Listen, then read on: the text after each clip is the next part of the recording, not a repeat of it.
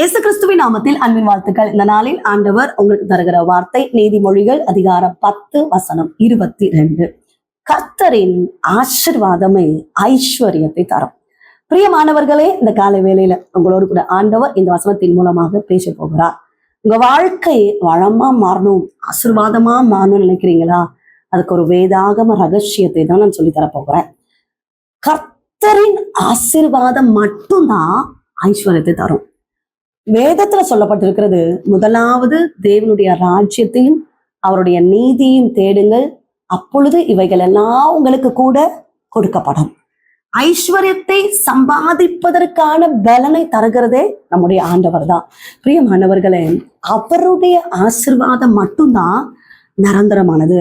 அந்த மனுஷங்க ஹெல்ப் பண்றாங்க, இந்த மனுஷங்க ஹெல்ப் பண்றாங்க, அவங்க எனக்கு இவ்வளவு நன்மைகளை செஞ்சிருக்கிறாங்க, நான் அவங்களாலதான் நல்லா இருக்கிறேன்னு ஒருத்தராலையும் சொல்ல முடியாது. கர்த்தரின் ஆசீர்வாதம் மட்டுமே அது நிரந்தர ஐஸ்வர்யத்தை தரும். பிரியமானவர்களே, ஈசாக்கு விதை விதைக்கிறாரு.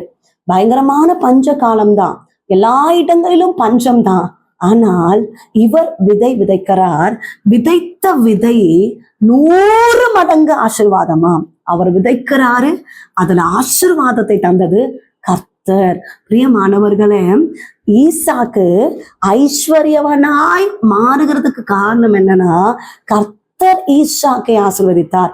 வர வர ஈசாக்கு விருத்தி அடைந்ததுக்கு காரணம் என்னன்னா, கர்த்தரே ஈசாக்கை விருத்தி அடைய செய்தார். அநேக பணிவிடைக்காரர்கள், அநேக ஆடு மந்தைகள், மாடு மந்தைகள் எல்லாம் ஒரு பெருக்கம், ஒரு ஆசீர்வாதத்தை ஈசாக்கு கொடுத்தது கர்த்தரே.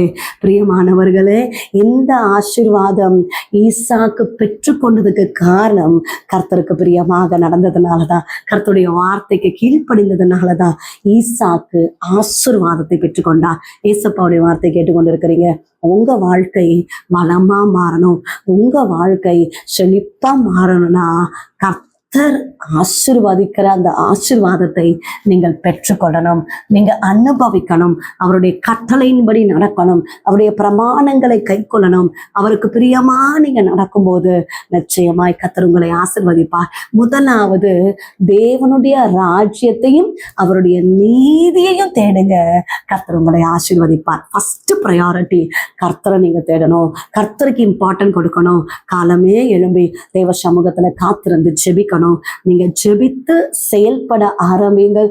ஜெபித்து உங்க பிசினஸ் ஸ்டார்ட் பண்ணுங்க. நீங்க ஜெபித்து உங்க நன்மைக்காக போராடுங்க.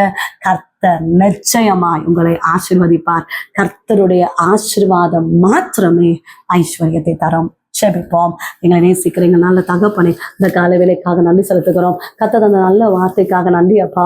உங்க ஆசீர்வாதமே ஐஸ்வர்யத்தை தரும் என்று வேதத்துல பார்த்தோம்ப்பா. ஈசாக்கை ஆசீர்வதித்து 100 மடங்கு ஒரு ஆசீர்வாதம் ஈசாக்குடைய வாழ்க்கையில வந்தது போல அருமையான தெய்வ பிள்ளைகளுக்காக ஸ்தோத்திரம். கையிட்டு செய்கிற சகல வேலைகளை ஆசீர்வதிங்கப்பா. வியாபாரங்களை ஆசீர்வதிங்க, தொழில்களை ஆசீர்வதிங்க. நன்மைக்காக ஆண்டவரை பிரயாசப்பட்டு கொண்டிருக்கிறாங்கப்பா. கர்த்தர் ஆசீர்வதிக்கிறபடினால ஸ்தோத்திரம். ஒரு லேண்டு ப்ரே பண்ணிட்டு இருக்காங்கப்பா, ஒரு சொந்த வீட்டுக்காக ஜெபம் பண்ணிக்கிட்டே இருக்கிறாங்கப்பா. வீடு கட்ட முடியாம பாதி வேலையோடு ஸ்டாப் ஆயிருக்கிற வீடுகளுக்காகலாம் ப்ரே பண்ணிட்டு இருக்காங்கப்பா.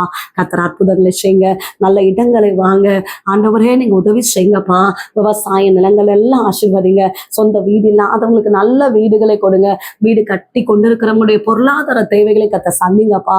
எல்லா தடைகள், பிரச்சனைகள், போராட்டங்களை கர்த்தர் மாற்றுவீராக. கடன் பாரத்தோடு இருக்கிற குடும்பங்களுக்காக ஜெபிக்கிறோம். எல்லா கடன் பாரங்கள் மாறட்டும், தேவைகளை சந்திங்கப்பா.